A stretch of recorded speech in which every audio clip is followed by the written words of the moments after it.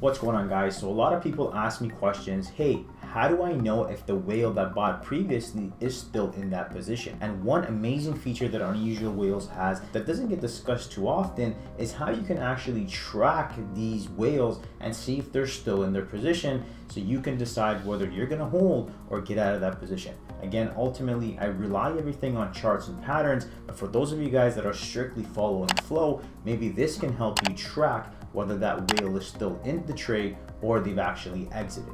And how do we do that? So usually when I'm looking at the Unusual Whales flow, I have a flow with a certain settings that in my other videos I have discussed. You can click the link at the top here to look at the settings video that I have for day trading.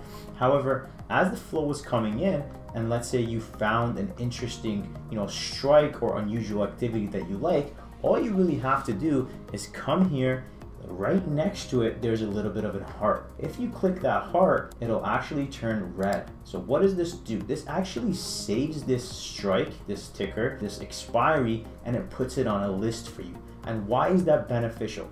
That's beneficial because the next day you can go to your saved searches by coming up to the top and click view saved trades, and it'll bring up all the strikes and expiries that you've favorited, and you can simply track what's going on. Let's go back to what I was looking at earlier. So I have AFRM here, and let's say, on January 24th, I saw this opening order on AFRM. It was a put order. It was out of the money. The underlying was sitting at 49. They bought a 45 put expiring in about, at that time, maybe about 25 days. So it's something that I'm looking for. I'm looking for short-term expiries that are out of the money, that are looking to go a certain direction. And in this example, they were looking to buy puts on AFRM because they were expecting a move downwards. This is a $1.2 million order that came in, and you just click this little heart, you favorite it.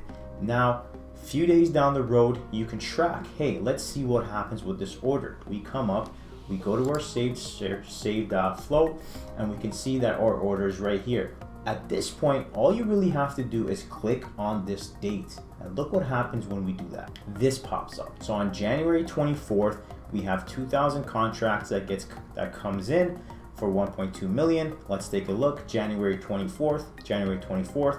This 2,000 volume that came in here is still here the next day. On January 25th, the 2,000 is there. We had a 269 volume come in. So if you add these two together, this should be sitting at around 300 and change, right? However, some contracts got sold, but the big chunk, this order right here, the 2,000, still remains. Why? Because now we're at 3,000.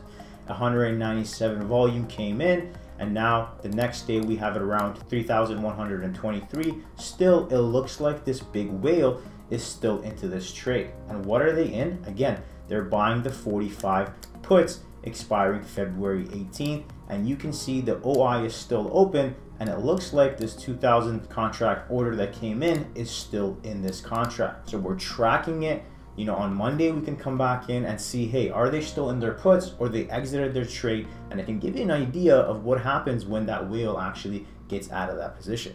Now, in regards to in another direction to see if they actually get out of the trade.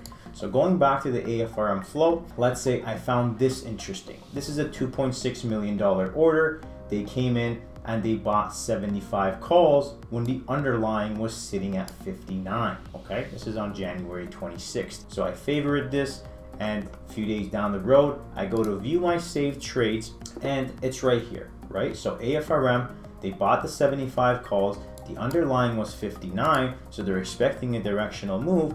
They have 10,000 in size, 10,000 contracts, and the value was 2.6 million.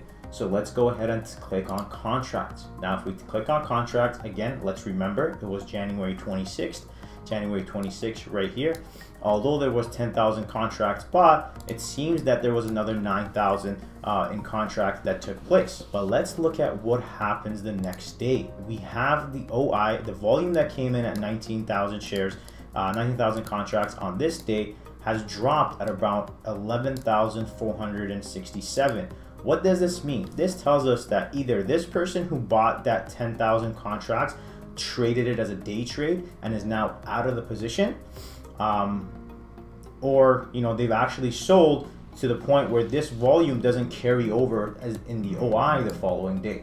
All right, so we're using volume to track OI to see if they're still in the trade. Okay, so going back to the first trade here that we saved, we can see that on January 24th, this 2,000 contract was purchased right here. So we have 2,000 contracts plus 800 from other trades that were taking place on AFRM. Now we can see that this 2,000 isn't generally it's sticking around, right? Because the OI is increasing, and we have this 2,000 that initiated this big increase in OI, and until January 28th, this was still there. Again, going back to another example here with whales exiting their position. So we click on the contract date, we can see on January 26th, which is this day right here, this 10,000 contract buyer, this whale that stepped in for $2.6 million, is actually no longer in the trade the day after. Okay, so this tells us that most likely he actually day traded that and is actually out of the position and is not looking to swing trade this for the days to come. All right, guys, so I hope you found value in this video. This feature is very beneficial for new traders that want to know, hey, you know, I liked the fact that someone came in and bought 2.6 million in calls, but are they planning on holding for a few days?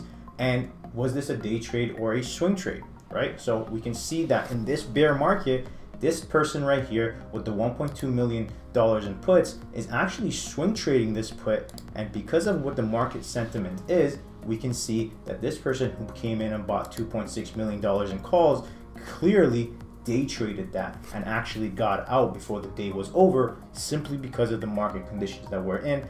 And I've stressed this enough, don't swing trade on the long side unless you have some sort of strategy and pattern. But with the market being weak, you can see that that put holder actually held his position a few days versus the call holder got out for a day trade. All right, guys, I hope you enjoyed this video. Go ahead and like, comment, and subscribe. Let me know if you found value in this one and what other videos you want me to make for you guys.